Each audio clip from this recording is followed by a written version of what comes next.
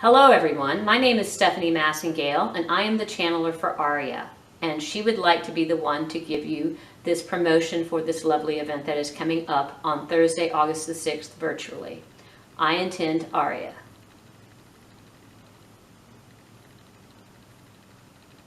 Alright everyone, this is Arya, the Octarian Protectorate, also part of the Council of 12, which we will explain in the virtual session.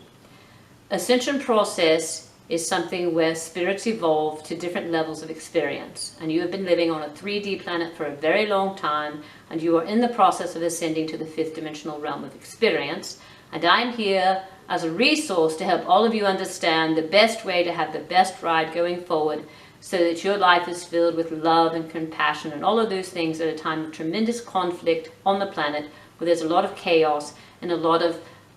contrast that's happening right now. The most important week for you will be the week of August 21st through August 28th, and if you're able to attend this lecture, you will be better prepared for the events that will be happening that week on the planet for everyone.